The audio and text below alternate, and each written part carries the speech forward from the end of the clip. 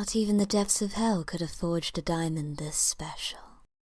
Alright, welcome back. So today, I'm going to show you guys how we take this and we turn it into parts that we can actually use. So I actually found this at work, and I just so happened to see it by the recycling bin while I was driving by. So I decided, let me stop and pick it up. Now, at first glance, you're probably thinking, what the heck could you possibly use this for on the power wheel? And I'll show you. So these right here will be very useful. There is an amplifier in here, and then there's a speaker in here, and God knows what other kinds of goods and scrap we can find that are in here. So let's go ahead and get into it. Okay, so first things first, we want to avoid taking these screws out until last or absolutely necessary. What I want to focus on are these 4 screws plus any screws on the outside.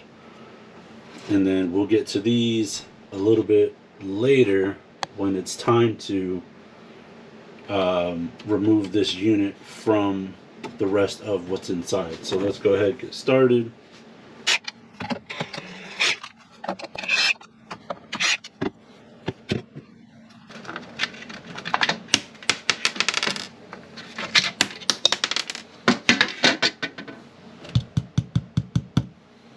So as you can see, this is a big subwoofer.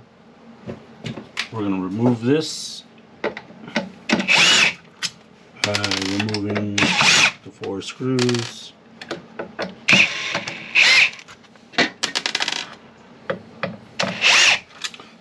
So now, even if the amp doesn't work, we still got a good working subwoofer. Potentially.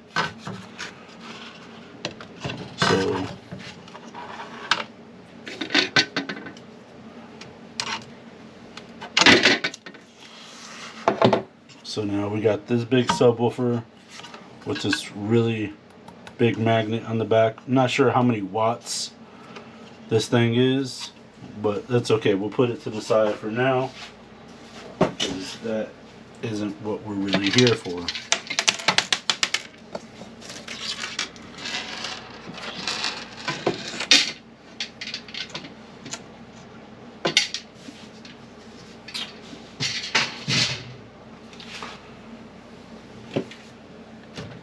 So now we're going to remove all these screws on the outside.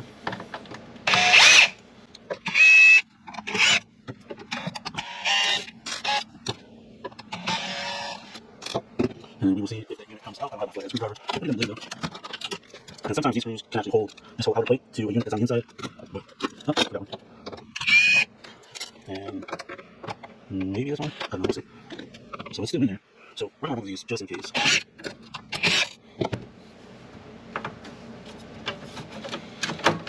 Now it's still being held on by what appears to be just this one screw. I'm going to grab a screwdriver bit for that.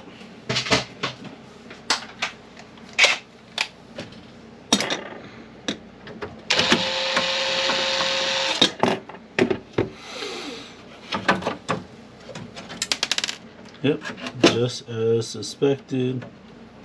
So now, this is what the internal components look like.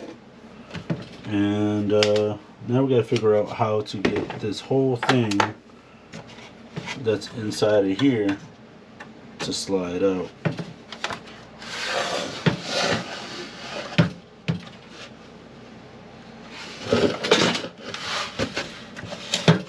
And it appears that there are screws on the bottom.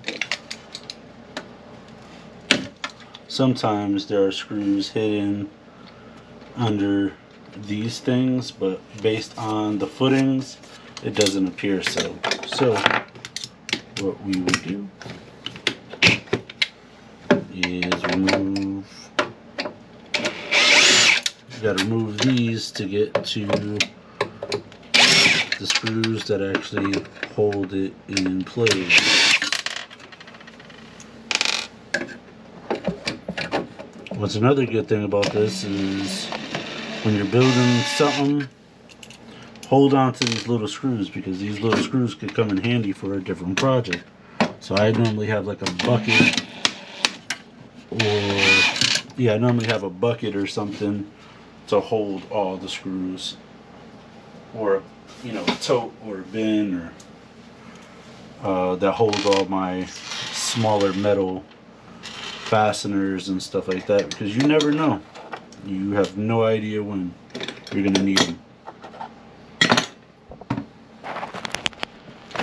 Alright, cool. So this is what the underside looks like. I'm gonna start screwing from the bottom upwards.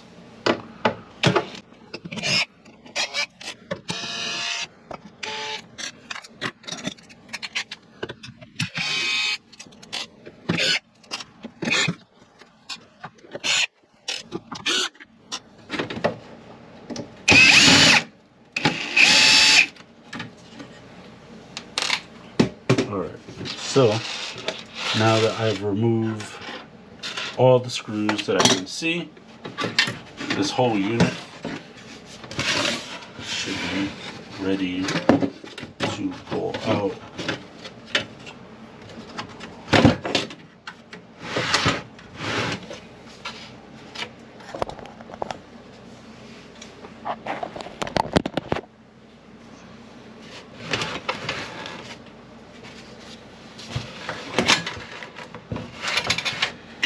Alright, so it appears that what's holding it is the wire that was connected to the speaker. So what we could do, just cut that wire and continue pulling. So now we got this empty box that we could put trash in, and this is what we got here. And I might need to plug in my soldering iron. Yeah, let me do that now, because from what I can see, we're going to have to desolder some components, which is no big deal for me, because that actually makes my life a little easier. So, plug in my soldering iron.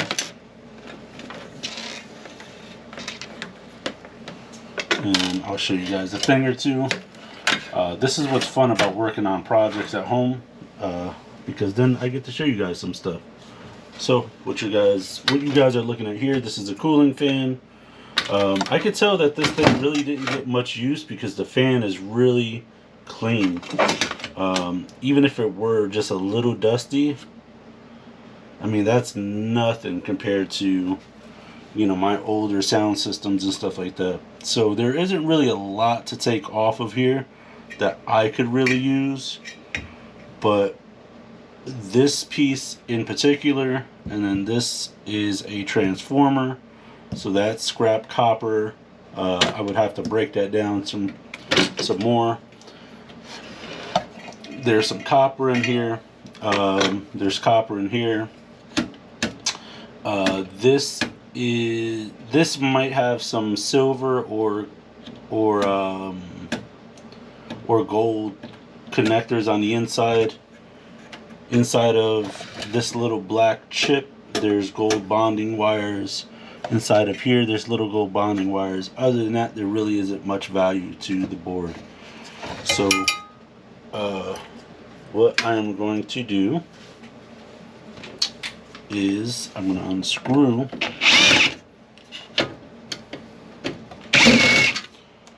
and I'm going to start unscrewing.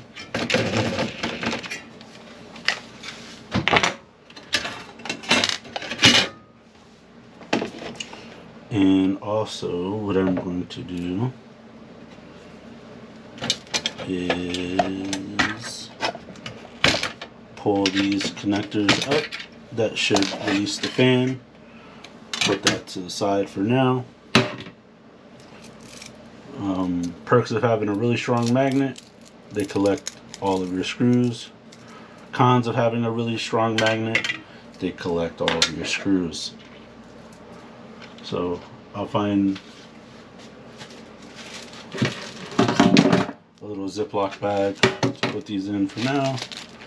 Not that I intend on putting them back into the project, but just so that I could dump them in my bucket later.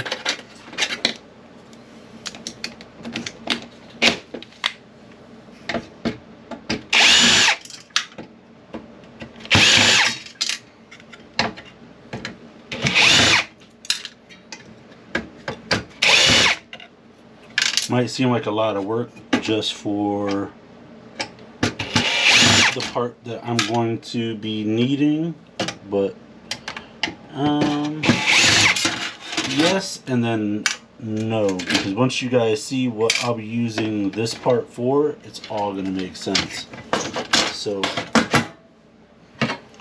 there's some wire over here, just gotta snip these quickly.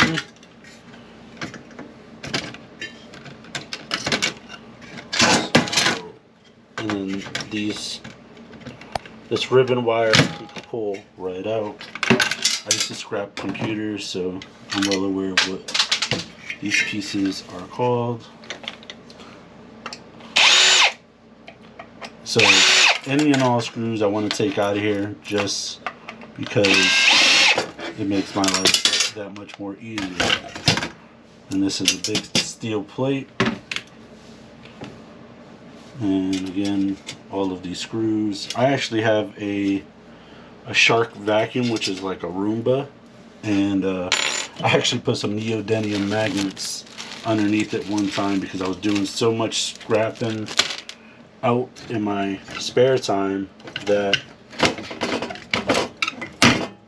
see, that comes right off. I could throw this right in the low grade scrap pile, low grade computer board scrap pile. Let's see, manufacturer date 20th of May 2004, and it looks like it barely got any use. There's barely any dust in it, so who knows, this thing could have possibly worked. This thing is a heat sink, or not a heat sink, this is a heat sink, and then this, all that white stuff is thermal paste.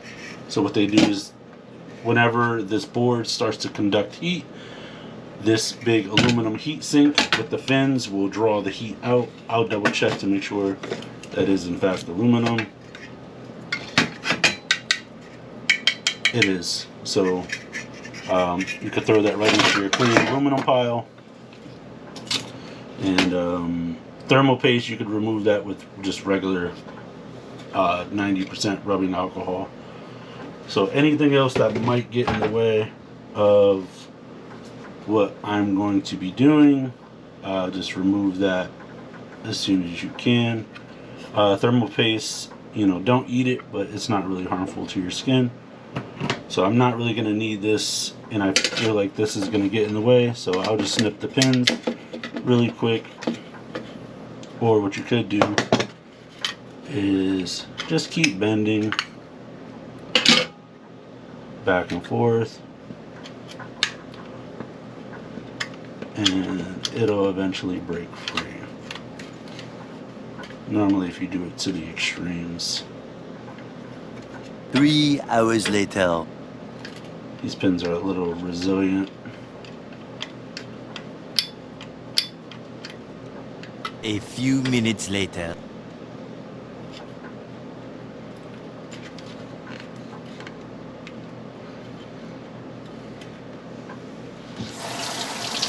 A little longer than a few minutes later.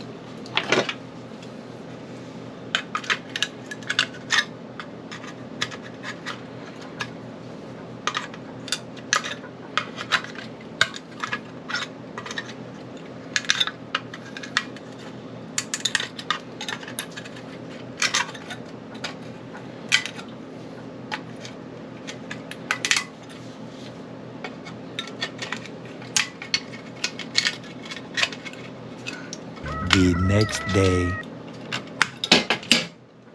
Alright, so this is all that we need for right now.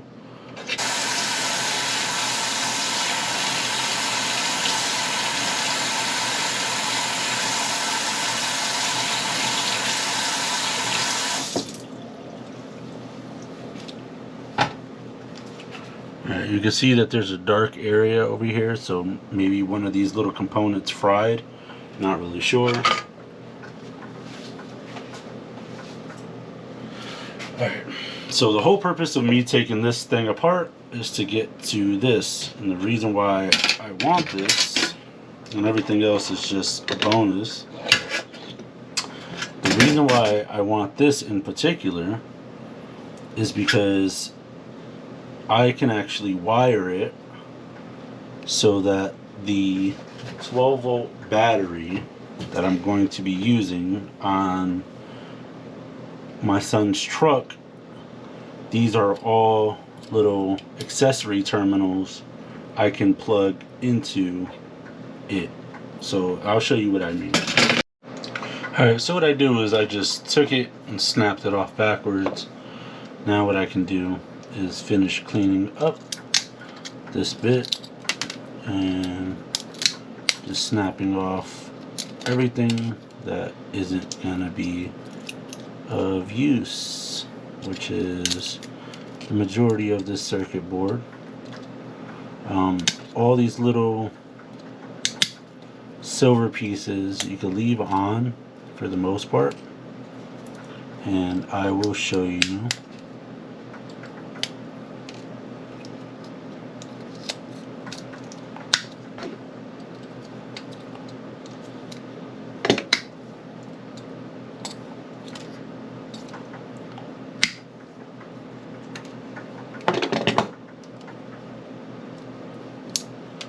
So now that we have just the solder pieces exposed, I can go ahead and connect these solder points together with wire.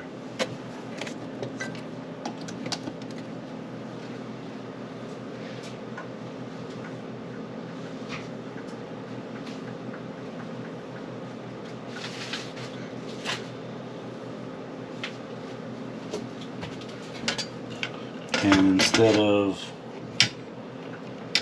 going out and looking for wire to solder to it, we could just use the wire that already came with it.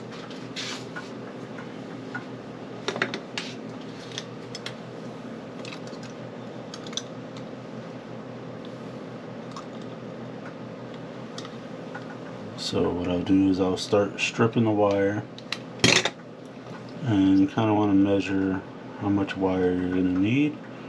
So that looks about right.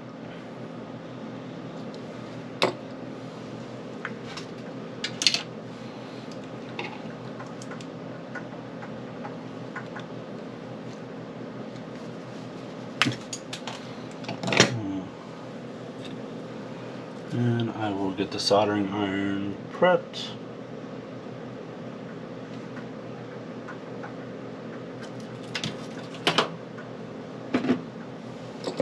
And I will get the flux prepped to receive the solder. And just get a little bit of flux, just a little dab will do ya.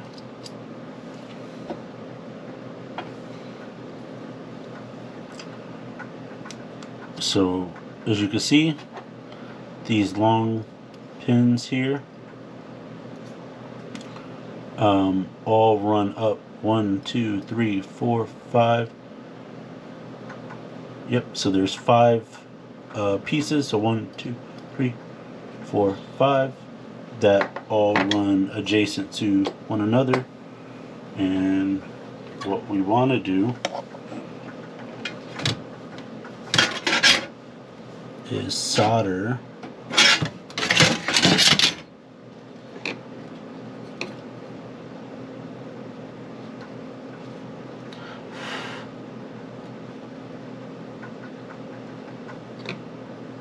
these all together.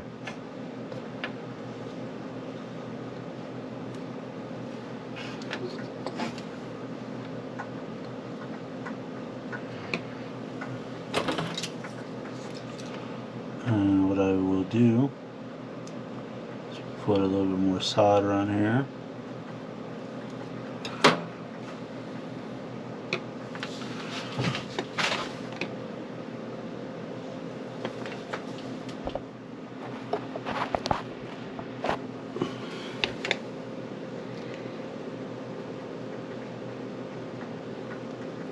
Just to make sure it fully encompasses the wire.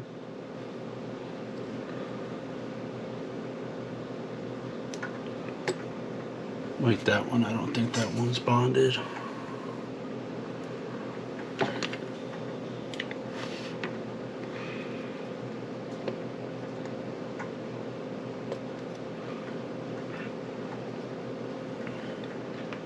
Okay, so now all those are wired in synchrony.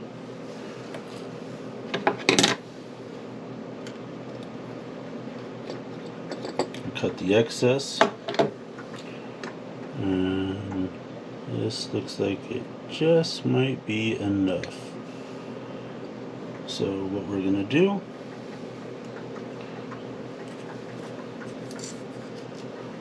is get some more solder on the soldering iron.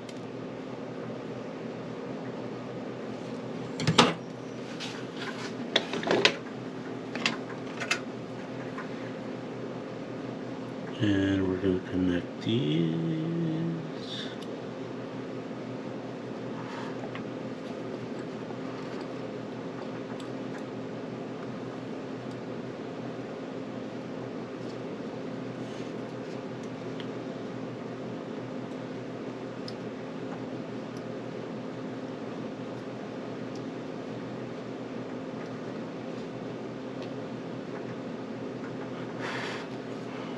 Gotta get some more solder on here.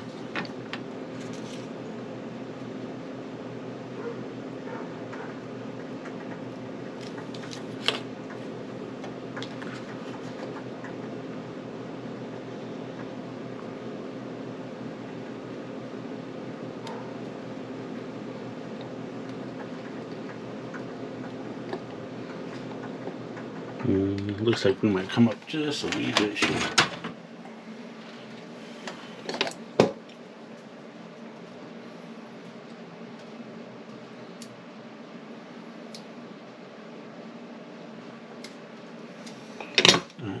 So I drug that back a wee bit.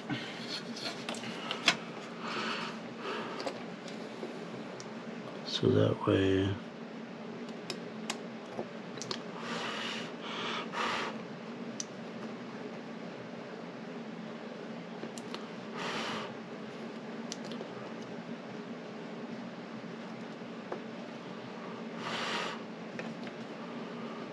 and then we'll pick this side up. Heat this side.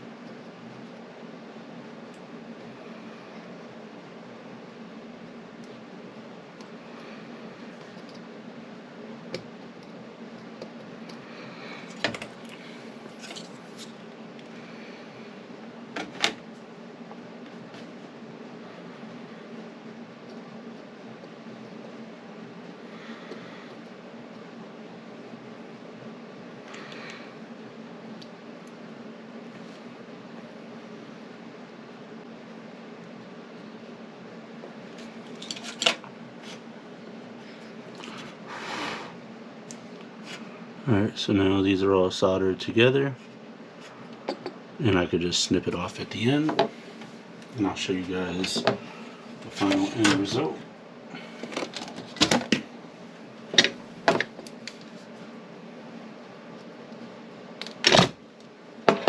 So that's what it looks like, and I bet you're wondering, like, what is its function?